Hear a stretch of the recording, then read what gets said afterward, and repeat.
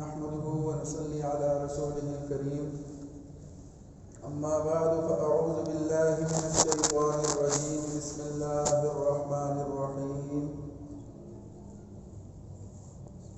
وإذا سألك عبادي عني فإني قريب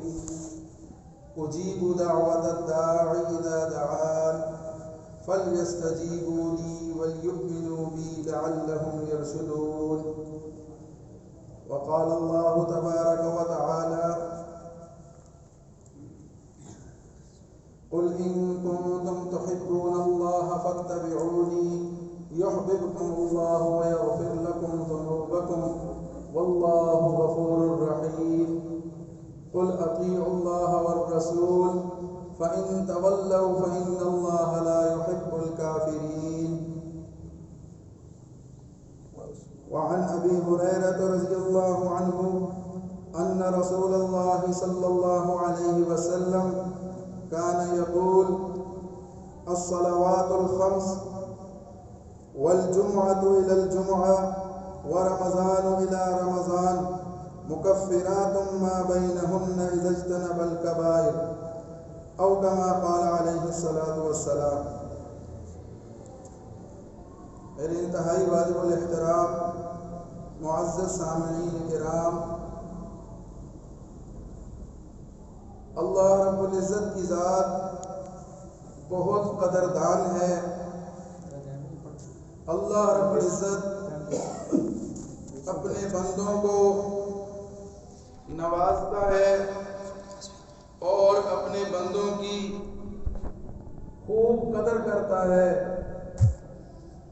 اور اللہ تعالیٰ ایسا قدردان ہے کہ اس سے بڑھ کر کوئی قدردان نہیں۔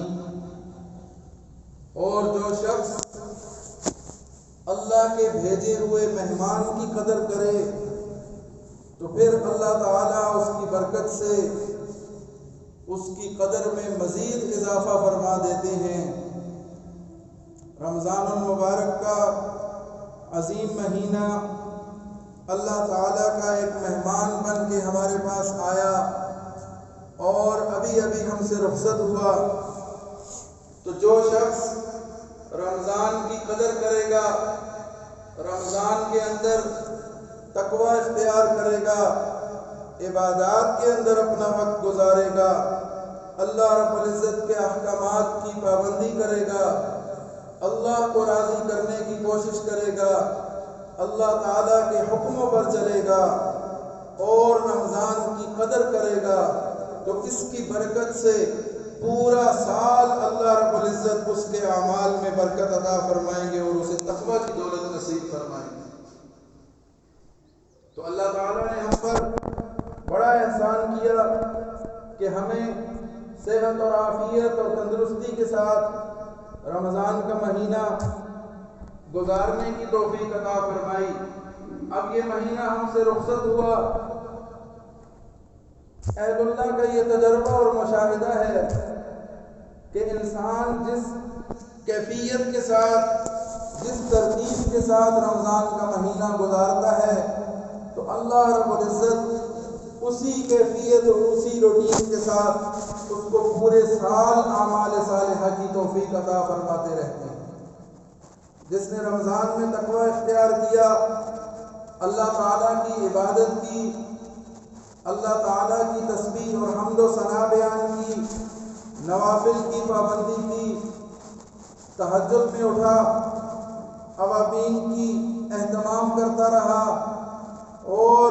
تلاوت کلام مجید میں اپنا وقت گزارتا رہا، اللہ رب العزت کے حکم کے مطابق اپنے آپ کو گناہوں سے اور بیکار اور لایانی چیزوں سے روکے رکھا، تو اس کی برکت سے اللہ تعالیٰ پورا سال اس کو تقوی اور نیکی کی توفیق عطا فرماتے ہیں۔ تو ایک مہینہ اللہ تعالیٰ نے ہمیں نیکی کی مشق کروائی، موقع فراہم کیا کہ ہم زیادہ سے زیادہ نیکی کر سکیں، اللہ کا ذکر کر سکیں، اللہ کو راضی کرنے والے اعمال کو اپنا سکیں۔ تو اس سے پتہ یہ چلتا ہے کہ ایک مہینے کا وقت انسان کی طبیعت کے اندر تبدیلی لانے کے اندر اور اس کی اصلاح کرنے کے لیے یہ کافی اور شافی ہو جاتا ہے۔ اللہ تعالیٰ نے ایک مہینہ دیا، 29 یا 30 دن ایک خاص مشق ہم سے کروائی، ہمیں ایک نظام الاوقات کا پابند کر دیا اور ہمیں ایک بہترین قسم کا ٹائم ٹیبل عطا کیا۔ اس کے مطابق جب ہم زندگی گزارتے ہیں تو اس کی برکت سے انشاءاللہ ہمارا دیگر مہینے بھی اور ہمارا پورا سال اللہ تعالیٰ اسی طرح تقوی اور نظام الاوقات کی پابندی کے ساتھ ہمیں گزارنے کی توفیق عطا فرمائیں گے۔ تو ایک مہینے کا وقت کافی ہے اپنی اصلاح کرنے کے لیے، اپنی درستگی کرنے کے لیے۔ انسان کمزور ہے، بھٹک جاتا ہے، شیطان کے بہکاوے میں آ جاتا ہے، لیکن جب ایک مہینے تک اس کو ایک سخت مجاہدے والی مشق کرائی جاتی ہے تو اللہ تعالیٰ کی ذات سے امید ہے کہ اللہ تعالیٰ اس کی زندگی میں ضرور تبدیلی لاتے ہیں۔ پھر اعمال کے قبولیت کی نشانی بھی یہی ہے کہ اس عمل کے بعد انسان کی طبیعت بدل جاتی ہے، اس کا رویہ بدل جاتا ہے، اس کے معاملات درست ہو جاتے ہیں۔ حج کے بارے میں آپ نے سنا ہوگا کہ حدیث کا مفہوم ہے جس نے حج کیا، اللہ رب العزت کا حکم پورا کیا، یہ رکن اعظم ادا کیا، تو حج سے فارغ ہو کر بندہ ایسا پاک اور ایسا صاف اور گناہوں سے پاکیزہ ہو جاتا ہے کہ جس طرح آج ہی وہ اپنی ماں کے پیٹ سے باہر آیا ہو،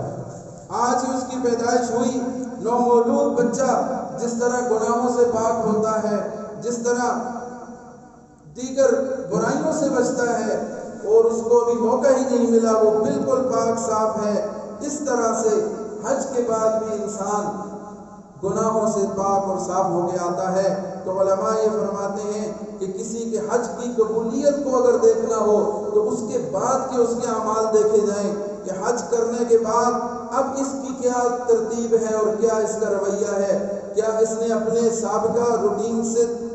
اصلاح کر لی ہے یا نہیں کر لی، یا اس کے معاملات درست ہوئے ہیں یا نہیں ہوئے۔ تو یہ چیز مشاہدے سے ہمیں یہ سمجھا دیتی ہے، بتا دیتی ہے کہ اس کا عمل اللہ کے ہاں قبول ہوا ہے کہ نہیں ہوا۔ ایسا ہو نہیں سکتا کہ ہمارا کوئی نیک عمل اللہ کی بارگاہ میں شرف قبولیت اختیار کر لے، اللہ اس کو قبول کر لے اور اس کے بعد پھر ہماری زندگی میں وہ انقلاب پیدا نہ کر سکے، ہماری اصلاح نہ کر سکے۔ ایسا نہیں ہو سکتا۔ اور اگر ہم نے کوئی نیک عمل کیا، کسی مرحلے سے گزرے، کسی مجاہدے سے گزرے، اللہ کی بندگی اختیار کی اور اس کے بعد واپس ہم اپنی پرانی روٹین پہ آ گئے، تو اس کا مطلب ہے کہ ہمارے اعمال میں کچھ کمی رہ گئی کہ ہماری اصلاح نہ ہو سکی، ہماری درستگی نہ ہو سکی۔ اسی کو اب رمضان پہ آ کے دیکھ لیں کہ رمضان کا مہینہ ہم نے گزارا، کچھ ٹوٹے پھوٹے اعمال اللہ کی توفیق سے ہوتے رہے۔ اب اگر رمضان کے بعد ہمارے وہی اعمال یا اس سے ملتے جلتے اعمال آگے چلتے ہیں، جاری رہتے ہیں، وہ سلسلہ جاری رہتا ہے، تو یہ اس بات کی علامت ہے کہ اللہ تعالیٰ نے ہمارے رمضان کے اعمال کو بھی قبول فرما لیا ہے۔ اور اگر ہم اسی منہج پر، اسی طریقے سابقہ پر چلے گئے ہیں اور ہمارے اندر سے وہ گناہ اور وہ برائیاں ختم نہیں ہوئی، تو اس کا مطلب ہے کہ رمضان میں ہمیں سوائے بھوکا پیاسا رہنے کی اور کچھ بھی حاصل نہیں ہوا۔ تو اس میں بہت زیادہ غور و فکر کرنے کی ضرورت ہے اور بہت زیادہ اس چیز کا اہتمام کرنے کی ضرورت ہے کہ ہم سے جو ٹوٹے پھوٹے اعمال اللہ نے کروائے، اللہ نے سرزد کروا لیے ہم سے، اب اس کو ہم محفوظ کر سکیں، ان کو ہم برقرار رکھ سکیں اور ان کو ہم ضائع ہونے سے بچا لیں۔ وہ اسی صورت میں ہوگا کہ جب ہم انہی اعمال کو لے کر چلیں گے اور اپنی اصلاح کی فکر کرتے رہیں گے اور اسی نظام الاوقات کو برقرار رکھنے کی کوشش کریں گے کہ جس پر ہم رمضان کے اندر تھے۔ رمضان ایک ایسا برکت والا مہینہ تھا کہ اللہ تعالیٰ نے، جسے کہتے ہیں بائی فورس انسان ایک طرح سے درست راہ پہ چل نکلتا ہے اور ایک ٹائم ٹیبل کا پابند ہو جاتا ہے، اور یہ ایک بہترین مشق ہے جو اللہ تعالیٰ ہم سے کرواتے ہیں، اور پورا سال انشاءاللہ اس کی برکت سے ہماری جسمانی اصلاح بھی رہے گی اور روحانی اصلاح بھی رہے گی۔ اور روزہ ہماری روحانی تربیت بھی کرتا ہے اور روحانی تربیت بھی کرتا ہے۔ جب ہم دن کو اپنے کھانے پینے سے پرہیز کرتے ہیں، رکتے ہیں، ہمارا معدہ، ہمارا جسم بہتر سمت میں چل پڑتا ہے، اور اسی طرح پھر جب ہم عبادات میں اپنا وقت گزارتے ہیں تو روحانی اعتبار سے بھی اللہ تعالیٰ ہمیں مزید ترقیاں عطا فرماتے ہیں۔ تو ہم نے یہ دیکھنا ہے کہ رمضان کے بعد ہم نے اعمال کو کس طریقے سے آگے لے کر چلنا ہے، ان اعمال کا جائزہ لینا ہے اور پھر اپنی اصلاح کی فکر کرتے رہنا ہے۔ سب سے پہلی چیز تو یہ ہے کہ ہم عبادات کا اہتمام کرتے رہے، ان عبادات کو ساتھ لے کر ہمیں چلنا ہوگا۔ رمضان کے اندر تراویح کی عبادت ہے، نوافل ہیں، قرآن مجید کی تلاوت ہے، سحری اور افطاری کے اوقات میں سنت کے مطابق ہم کھاتے پیتے ہیں، روزہ رکھتے ہیں، یہ ساری عبادات سے ہم گزرے، اللہ کی توفیق سے ہوا سب کچھ، اللہ تعالیٰ ان کو قبول و منظور فرمائے۔ اب ہم نے یہ دیکھنا ہے کہ اگرچہ رمضان کے بعد ان میں سے کئی چیزیں ہم سے چلی گئیں، وہ رخصت ہو گئی، وہ رمضان ہی کی برکت سے نصیب ہوئی تھی، جس طرح تراویح کی نماز ہے، جس طرح روزہ ہے، سحری کی برکات ہیں، افطاری کی برکات ہیں اور اجر و ثواب ہے، وہ تو غیر رمضان میں حاصل نہیں ہو سکتا، لیکن اس سے ملتے جلتے جو اعمال ہیں ان کو اگر ہم ساتھ لے کر چلیں گے تو انشاءاللہ اللہ سے امید ہے کہ اللہ تعالی ہمارے اعمال میں برکت بھی عطا فرمائیں گے اور ہماری اصلاح بھی قائم رہے گی۔ اگرچہ تراویح نہیں ہے لیکن ہم نفل پڑھ کے، نفلی عبادات کر کے اس کا متبادل حاصل کر سکتے ہیں۔ ہم مغرب کے بعد نوافل اوابین ادا کر سکتے ہیں، ہم تہجد کی پابندی کر سکتے ہیں، ہم دیگر اوقات میں نوافل ادا کر کے نوافل والی عبادت کو قائم رکھ سکتے ہیں۔ اسی طرح سے دیگر جو عبادات ہیں ان کے مطابق جو ملتی جلتی عبادات ہیں ان کو ہم کر کے اپنے جو ہے وہ اکاؤنٹ میں، نیکیوں کے اکاؤنٹ میں مزید اضافہ کر سکتے ہیں۔ پھر رمضان المبارک ہمیں جذبہ ایثار عطا کرتا ہے۔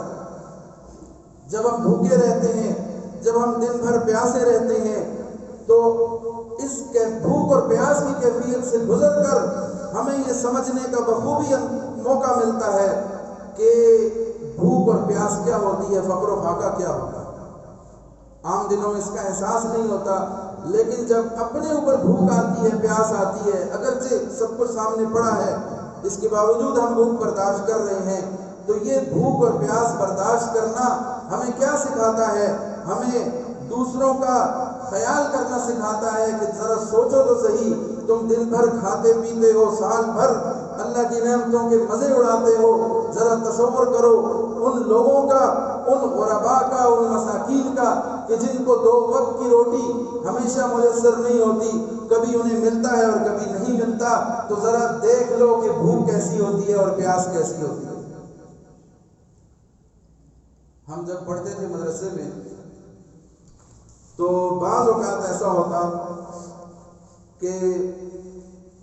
کھانے پینے کا کوئی انتظام نہیں ہوتا، ایسا ہمارا کئی مرتبہ ہوا مدرسے میں، تو ہمارے محتمم صاحب یہ فرمایا کرتے تھے کہ آج فاقہ ہے، کہیں سے تھوڑی سی کھجوریں منگوا لیتے، 2-2 4-4 کھجوریں طلبہ میں تقسیم کر دی جاتی کہ آج انہیں پہ گزارا کرو، سب کچھ ختم ہو گیا ہے، نہیں تو کہاں سے لائیں، اور نہیں ہے تو اس پر تمہیں اس کا مثبت پہلو یہ ہے کہ تم یہاں سے فقر و فاقہ سیکھ لو، بھوکا رہنا بھی ذرا سیکھ لو کہ بھوک کیا ہوتی ہے، بھوک کی لذت کیا ہوتی ہے، فاقے کی لذت کیا ہوتی ہے، ذرا اس کو بھی حاصل کر لو۔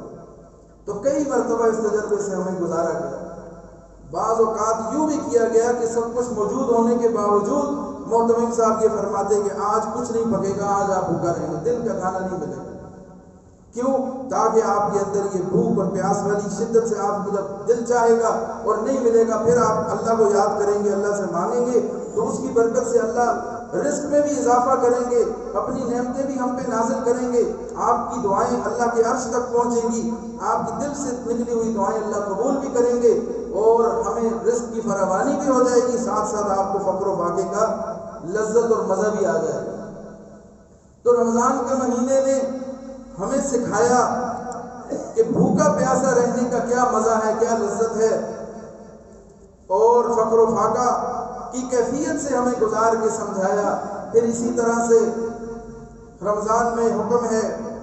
آقا علیہ السلام نے ارشاد فرمایا کہ رمضان میں اپنے ماتحتوں پر بوجھ کم کر دو، ہلکا کر دو۔ تو یہ اظہار و قربانی کا جذبہ ہمیں سکھایا گیا کہ اپنے ماتحتوں پر ویسے بھی زیادتی اور ظلم نہیں کرنا، ان پر ضرورت سے زیادہ بوجھ نہیں ڈالنا۔ جس طرح رمضان میں ان کے کام میں تخفیف کر دی، ان کا بوجھ ہلکا کر دیا، دیگر سال کے ایام میں بھی کوشش کرو کہ ان پر زیادہ بوجھ نہ پڑے اور ان کے بوجھ کو ہلکا رکھو۔ اور بھوکا پیسہ رہ کے دیکھو ذرا کہ کس طرح سے غرباء اور مساکین اور فقر و فاقے سے گزرتے ہیں لوگ۔ تو رمضان نے ہمیں عبادات کا اہتمام کروایا، ساتھ ساتھ ہمیں ایثار کا جذبہ سکھا گیا کہ کس طرح سے ایثار کیا جاتا ہے، قربانی کی جاتی ہے اور دوسروں کا خیال رکھا جاتا ہے۔ پھر اسی طرح رمضان المبارک نے ہمیں صدقہ و خیرات سکھایا، صدقہ فطر کو واجب کیا گیا اور صدقہ اور دیگر اعمال کا ثواب 70 گنا بڑھا کے ہمیں یہ ترغیب دی گئی کہ صدقہ زیادہ سے زیادہ کرو، زکوٰۃ ادا کرو، دیگر صدقات ادا کرو۔ اور حضور علیہ السلام نے اپنے عمل سے ثابت کیا کہ یہ رمضان کا مہینہ صدقہ و خیرات کا مہینہ ہے۔ حضور علیہ السلام کے بارے میں آتا ہے کہ آپ علیہ السلام اس کثرت سے صدقہ فرمایا کرتے تھے جس طرح تیز آندھی چلتی ہے، آپ علیہ السلام کی صدقہ و خیرات کرنے کی رفتار بڑھ جاتی ہے، آپ علیہ السلام کی کیفیت اس میں اضافہ ہو جاتا ہے بہت زیادہ۔ تو رمضان نے ہمیں صدقہ و خیرات کرنا سکھایا۔ اب وہ صدقہ جو رمضان کے ساتھ خاص تھا،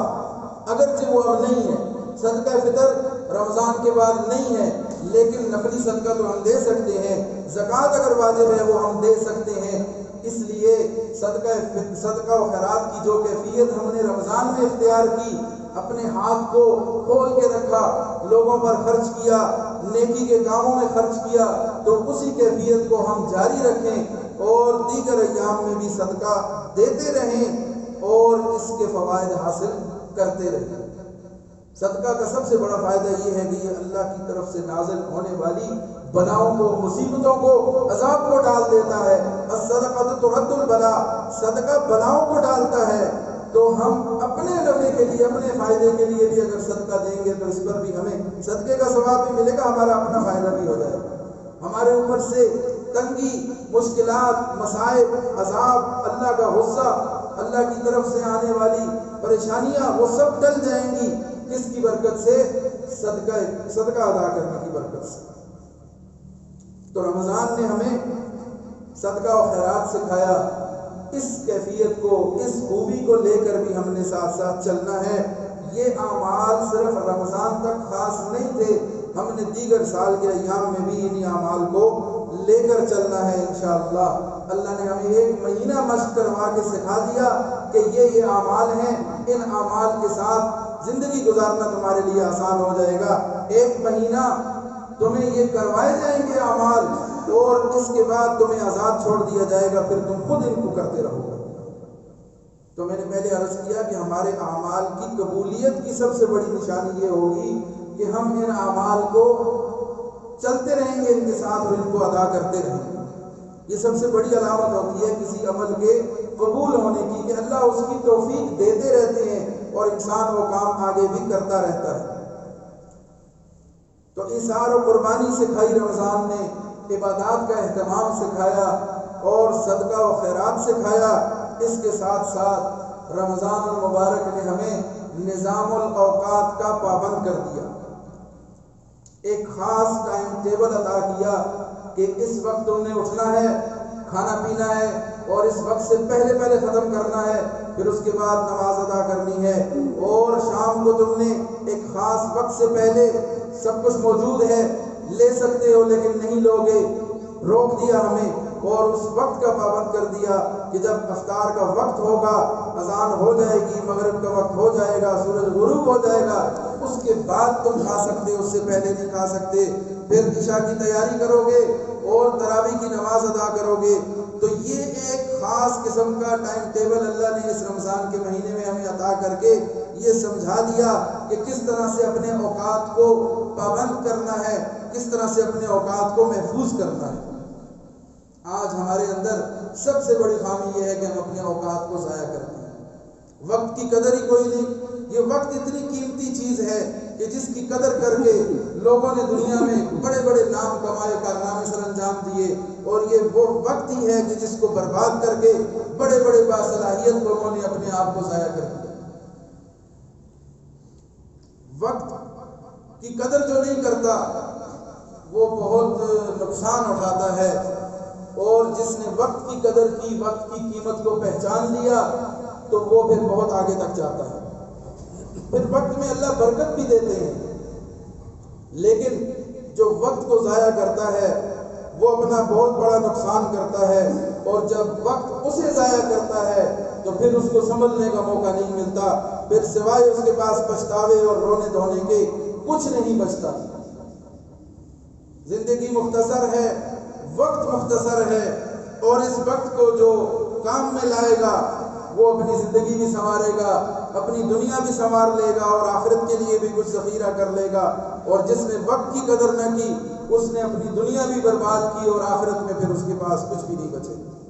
وہاں بھی افسوس کرے گا، اور پھر وہاں سے جا کے آخرت میں پھر وہ ڈیمانڈ کریں گے، اللہ سے بار بار کہیں گے یا اللہ ایک مرتبہ دوبارہ بھیج دے تو سب کچھ ٹھیک کر لیں گے، لیکن پھر اس وقت واپسی کا کوئی راستہ نہیں ہوگا۔ تو یہ وقت اتنی قیمتی چیز ہے کہ اس کی قدر کرنا بہت ضروری ہے، اور اس رمضان کے بابرکت مہینے نے ہمیں سکھایا کہ وقت کیا چیز ہے۔ کیوں کہ وقت کے اندر اندر تم نے سارے کام کرنے ہیں، پابند کر دیا، اور اس وقت کے اندر سارے کاموں کو سمیٹنے کا حکم دیا، اور اس سے اگر آگے چلے جائیں گے یا اس سے پہلے ہو جائیں گے تو وہ وقت آپ کا وہ روزہ خراب ہو جائے گا۔ یہ سکھایا ہمیں کہ کس طرح سے وقت کی پابندی کرنی چاہیے، کی جاتی ہے، اور کس طرح سے ڈسپلن کا پابند کیا جاتا ہے۔ تو اللہ تعالیٰ نے رمضان کی برکت سے ایک مہینے تک ہمیں ڈسپلن سکھایا، ہمیں ایک نظام الاوقات دیا، اور اس کی پابندی ہم سے کروائی، اس لیے کہ دیگر ایام میں بھی، سال کے باقی مہینوں میں بھی ہم ان اوقات کی پابندی کریں، اور ان اوقات کو کام میں لانا سیکھیں کہ کس وقت ہم نے عبادت کرنی ہے، کس وقت ہم نے دیگر کام کرنے ہیں، سونا کس وقت ہے، جاگنا کس وقت ہے، کتنا سونا ہے، کتنا جاگنا ہے، کتنا کام کرنا ہے، کتنی محنت کرنی ہے۔ یہ نظام الاوقات ترتیب دینا آسان ہو گیا ہے۔ جنہوں نے روزے پورے نظام الاوقات کے ساتھ گزارے ہیں ان کے لیے بڑا آسان ہو گیا ہے کہ وہ اپنی زندگی، اپنے اوقات کو دیگر اپنے امور کے لیے بھی پابند اور ٹھیک کر سکیں۔ تو رمضان کے مہینے نے ہمیں دیگر چیزوں کے ساتھ ساتھ نظام الاوقات کی پابندی سکھائی۔ اسی پابندی کو لے کر، اسی نظام الاوقات کے طریقے اور سلیقے کو لے کر ہم نے اپنے باقی 11 مہینے بھی انشاءاللہ گزارنے ہیں۔ تو عرض کرنے کا مقصد یہ ہے کہ رمضان کے مہینے کے بعد ہم نے فوری طور پر اپنا جائزہ لینا ہے کہ یہ رمضان آیا، یہ اللہ کا مہمان تھا، اس مہمان کا ہم نے کیا اکرام کیا۔ اگر ہم نے اس کا اکرام کیا، اس کے اوقات کو صحیح طریقے سے گزارا، تو پھر اللہ وہ انعام عطا فرمائیں گے کہ ہمارا پورا باقی سال بھی جو ہے وہ عبادت میں اور تقویٰ کے ساتھ گزرے گا انشاءاللہ۔ تو رمضان نے نظام الاوقات کی پابندی دی، ساتھ ساتھ اس رمضان نے ہمیں صبر و تحمل سکھایا۔ آپ کے پاس سارے مواقع موجود ہیں، لیکن صرف اور صرف اللہ کا حکم سمجھتے ہوئے، اللہ کے حکم کو پورا کرتے ہوئے آپ کھانے سے بھی رک گئے، پینے سے بھی رک گئے، اپنی جائز حلال خواہشات کو بھی پورا کرنے سے رک گئے۔ کیوں کہ اللہ کا حکم نہیں ہے۔ اللہ تعالیٰ نے جو سکھا دیا، جو بتا دیا، جو پابندی عطا کر دی، جو صبر و تحمل ہمیں سکھا دیا، اس پر ہم نے عمل کیا اور پورا مہینہ عمل کیا۔ اس سے ہماری طبیعت میں صبر کی کیفیت پیدا ہوئی، برداشت کی کیفیت پیدا ہوئی، اور پھر اسی طرح آپ دیکھتے ہیں کہ حدیث میں آتا ہے کہ جس نے رمضان کے مہینے میں اگر آپ سے کوئی جھگڑا کرتا ہے، گالی گلوچ کرتا ہے، کچھ بھی برا بھلا کہتا ہے، حدیث میں فرمایا گیا کہ آپ اس سے کہہ دیں میں روزے سے ہوں۔ کیا فرمایا کہ کہہ دو میں روزے سے ہوں، میں بحث نہیں کرتا، میں آپ کی بات کا جواب نہیں دیتا،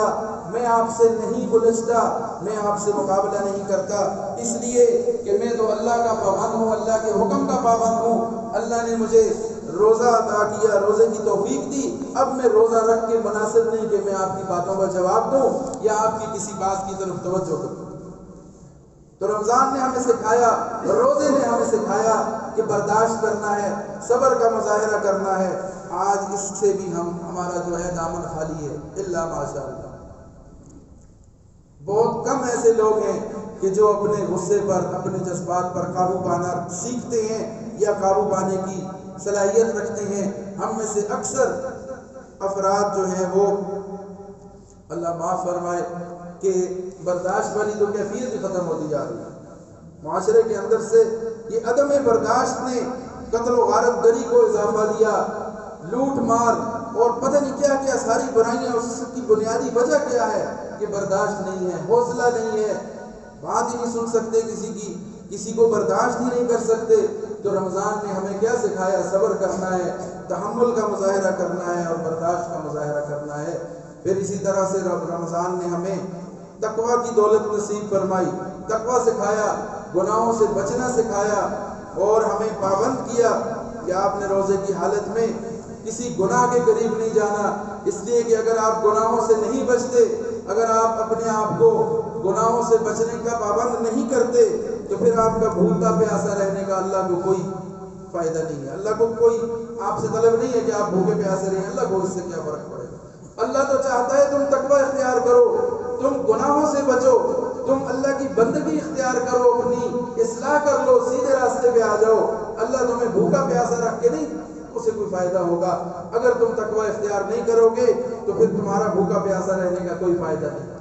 تو یہ رمضان ہی کا مہینہ ہے کہ جس نے ہمیں تقویٰ سکھایا، گناہوں سے بچنا سکھایا اور گناہوں سے اپنے آپ کو دور رکھنا اور اپنی حفاظت کرنا سکھایا۔ اللہ تعالی ہمیں قرآن کی تلاوت کی اور کثرت عطا فرمائے، اللہ تعالی ہمیں نوافل کے کثرت سے پڑھنے کی توفیق عطا فرمائے اور وہ سارے امور جو ٹوٹے پھوٹے کسی نہ کسی درجے میں ہم رمضان میں کرتے رہے، اللہ تعالی ہمیں توفیق دے کہ ہم ان کو کنٹینیو کر سکیں، جاری رکھ سکیں، اسی ٹائم ٹیبل، اسی نظام الاوقات کے ساتھ ہم دیگر 11 مہینے بھی گزار سکیں۔ تو رمضان نے ہمیں اچھی خاصی پریکٹس کروا دی ہے، مشق کروا دی ہے۔ اب ہم نے سست نہیں پڑھنا، واپس اپنی پرانی روٹین پہ نہیں آ جانا، یہ بار بار یاد رکھیں اور اس چیز کو ذہن میں رکھیں کہ اگر ہم پرانی روٹین پہ چلے جاتے ہیں تو اس کی یہ علامت اس بات کی ہوگی کہ رمضان میں ہم صرف بھوکے پیاسے رہے ہیں، باقی ہم نے سیکھا کچھ بھی نہیں۔ اور اگر ہم نے اپنی اصلاح کی، اپنے اعمال کو درست سمت میں جاری رکھا تو یہ علامت اس بات کی ہے کہ ہم نے رمضان صحیح گزارا اور اللہ نے قبول کر لیا ہمارا رمضان۔ سب سے بڑی نشانی اللہ کے ہاں قبولیت کی یہ ہوگی کہ ہمیں توفیق ملے گی نیک کام آگے کرنے کی اور اسی روٹین کے مطابق ہم آگے چلتے رہیں گے۔ اور پھر ایک اور چیز رمضان نے کی برکت سے ہمیں سیکھنی چاہیے، اس پر عمل کرنا چاہیے، وہ بہت اہم ہے، وہ ہے اللہ تعالیٰ کا شکر ادا کرنا۔ اور نہ صرف اللہ کا شکر ادا کرنا بلکہ اللہ کے بندوں کا بھی شکر ادا کرنا۔ اللہ کا شکر اس بات پر کہ اللہ تعالیٰ نے رمضان کا بابرکت مہینہ دیا، ہمیں توفیق دی نیک اعمال کی اور صحت و عافیت اور سلامتی کے ساتھ ہمیں یہ بابرکت دن عطا فرمائے۔ اور لوگوں کا شکریہ یہ کہ لوگوں نے، بہت سارے لوگوں نے ہمارے ساتھ بڑا تعاون کیا جس کی ہمیں بعض دفعہ اس طرف دھیان نہیں جاتا، توجہ نہیں جاتا۔ سب سے بڑھ کر ہمارے گھر کی خواتین نے، ذرا تصور کریں